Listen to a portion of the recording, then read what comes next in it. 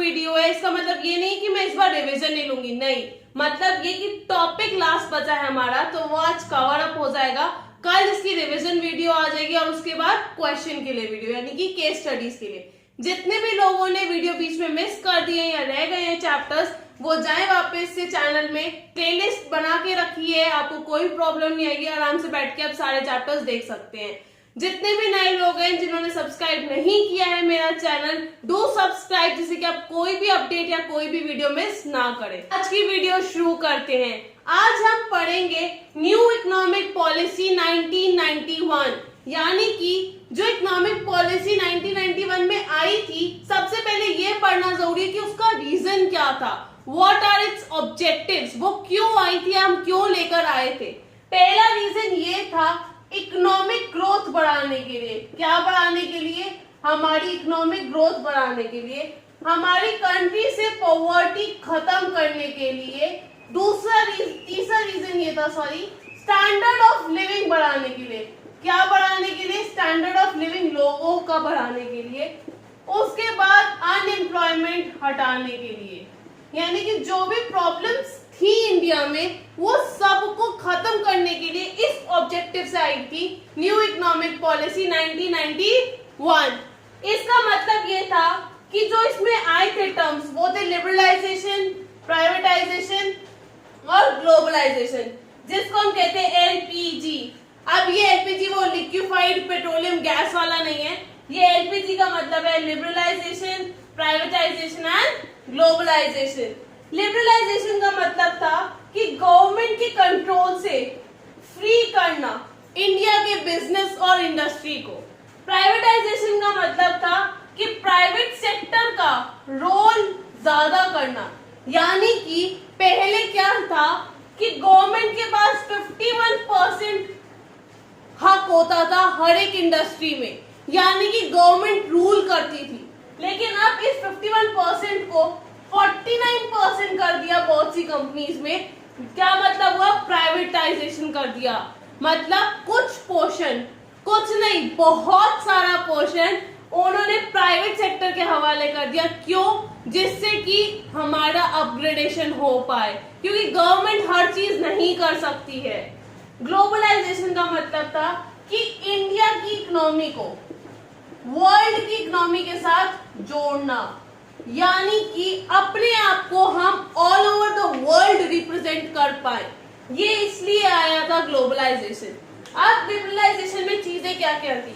पहला था अबॉलिश करना लाइसेंस को, दूसरा था रिडक्शन इन टैक्स रेट्स, उसके बाद था फ्रीडम इन प्राइसिंग, यानी कि हम अपने अकॉर्डिंग प्राइसेस सेट कर सकते हैं मार्केट में। हमारे टैक्स रेट में रिडक्शन हो जाता है कि हम आराम से इंपोर्ट और एक्सपोर्ट कर पाए। मतलब पहले अगर मेरे को यहाँ से कुछ बाहर बेचना है ना तो हाई टैक्स ड्यूटी मेरे को पे करनी पड़ती थी, लेकिन अपने इकोनॉमिक ग्रोथ बढ़ाने के लिए अब इन टैक्स रेट्स में रिडक्शन कर दिया गया था। उसके बाद आता है प्राइवेटाइजेशन सेक्टर। प्राइवेटाइजेशन का मतलब ये था कि पहले 17 सेक्टर्स थे, उसके बाद वो कन्वर्ट होके 8 सेक्टर्स ऐसे बचे जो सिर्फ और सिर्फ under the control of government है। लेकिन आज की तारीख में 2 या 3 सेक्टर्स ऐसे हैं जो सिर्फ गवर्नमेंट के कंट्रोल में। वो भी कौन से? रेलवेज, एटॉमिक एनर्जी और जितना भी डिफेंस है, मतलब आर्मी के लिए वेपन्स वगैरह चाहिए हमको, वो सारे किसके अंडर आते हैं? हमारी गवर्नमेंट के अंदर। बाकी रेस्ट ऑल थिंग्स या ऑल इंडस्ट्रीज जो भी हैं वो सब की सब प्राइवेट सेक्टर का भी पार्ट है। फिर आते हैं ग्लोबलाइजेशन में। ग्लोबलाइजेशन का मतलब था कि हम अपने इंडिया को all over the world represent करें, जैसे कि प्रियंका चोपड़ा हॉलीवुड में रिप्रेजेंट करिए हमारे इंडिया को। वही चीज है ग्लोबलाइजेशन में। अब आराम से फ्री मूवमेंट होता है हमारे गुड्स का, यानी कि अगर कोई टेक्नोलॉजी बाहर के देश में अच्छी है तो वो अंदर आ सकती है, यानी कि इंडिया में आ सकती है बहुत आसानी से। और अगर हमारे गुड्स बाहर इंपोर्ट हो रहे हैं, यानी कि बाहर के देशों में जा रहे हैं, तो हमारे लिए अच्छा है। तो वो चीज कैसे पॉसिबल हुई? जब ग्लोबलाइजेशन आया, ये थी हमारी new economic policies, LPG, liberalisation, privatisation, globalisation. एक बार जल्दी से रिवाइज कर लेते हैं या फिर एक बार रिकंसिडर कर लेते हैं। लिबरलाइजेशन का मतलब था कंट्रोल फ्री होना, अबॉलिश किए लाइसेंस जो गवर्नमेंट ने दिए थे, रिडक्शन किया टैक्स रेट्स में और फ्रीडम मिला प्राइसिंग में, और भी बहुत चीजें हुई थी। प्राइवेटाइजेशन का मतलब था कि पब्लिक सेक्टर को प्राइवेट सेक्टर में कन्वर्ट करना। जो हमारे 17 सेक्टर थे जो गवर्नमेंट के अंदर आते थे, आज वो 2 या 3 सेक्टर्स ऐसे बचे जो सिर्फ और सिर्फ गवर्नमेंट के अंदर आते हैं। फिर आता है ग्लोबलाइजेशन।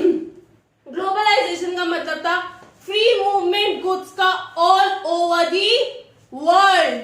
हमारी इकोनॉमी वर्ल्ड की इकोनॉमी के साथ मिक्स हो रही है, उसको हम कहते हैं ग्लोबलाइजेशन।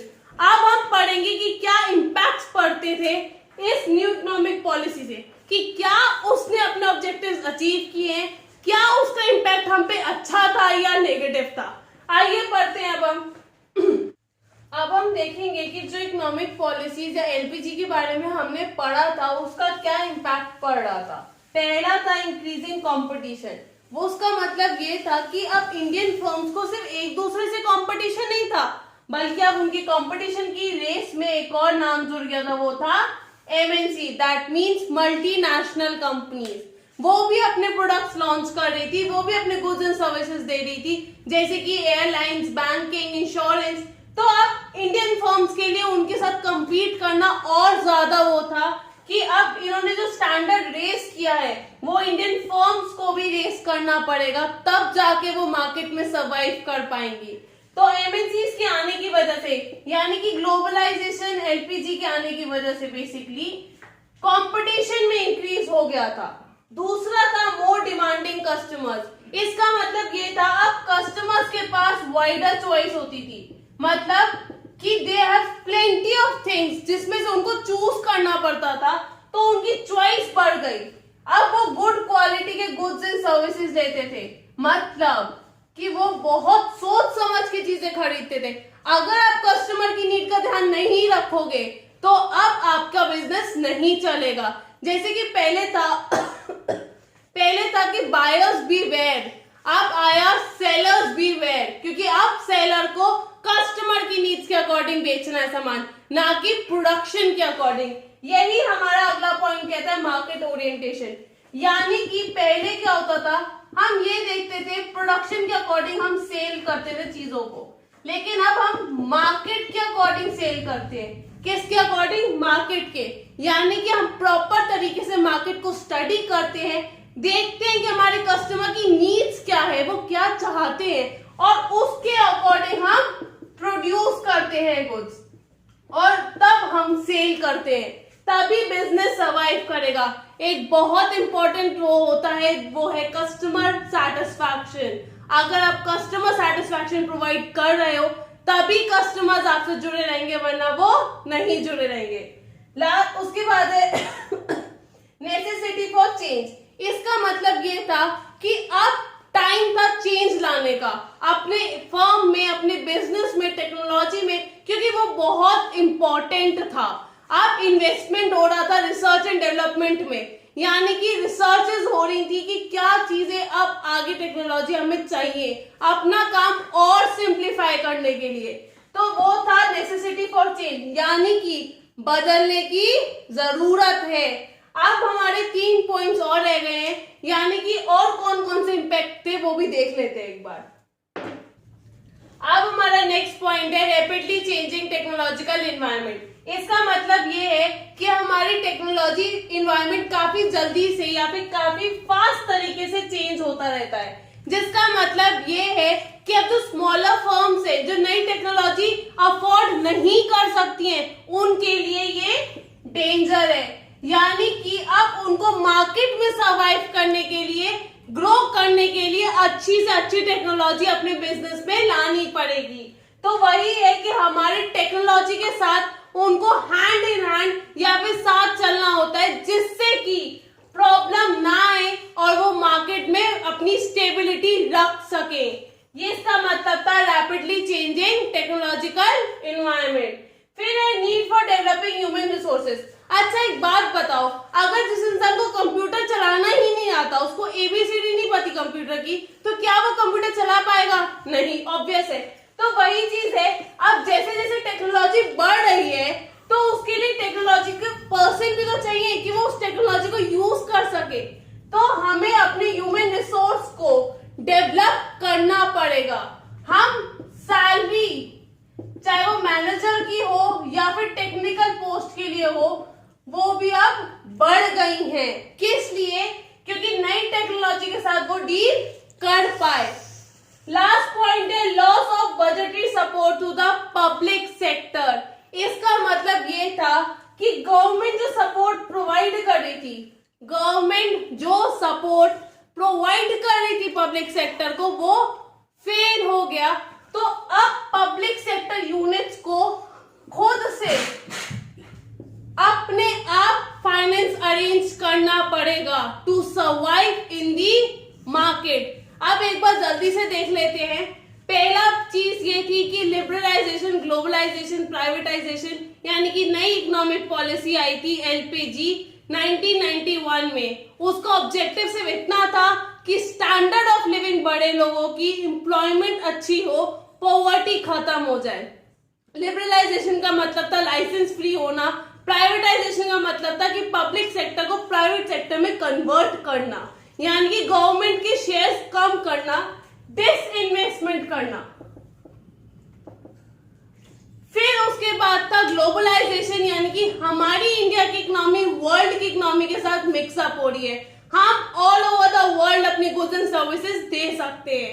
फिर उनके इम्पैक्ट से कंपटीशन बढ़ा, कस्टमर्स डिमांडिंग हुए, नेसेसिटी हुई चेंज की, बजटरी लॉस होने की वजह से पब्लिक सेक्टर को खुद से देखना पड़ा अपना finance. Excuse me. Rapidly technology change हो रही है, मार्केट बढ़ रही है, मार्केट ओरिएंटेशन आ रहा था, ये सारे इम्पैक्ट थे हमारे बिजनेस पे। Thanks for watching. Do subscribe, like and share the video as much as you can. आपके सपोर्ट की बहुत ज्यादा जरूरत है, तो अपना सपोर्ट मेरे चैनल पे बनाए रखना। कोई भी प्रॉब्लम है, कोई भी सजेशन है, कमेंट बॉक्स में आप पोस्ट कर सकते हैं। Thanks for today.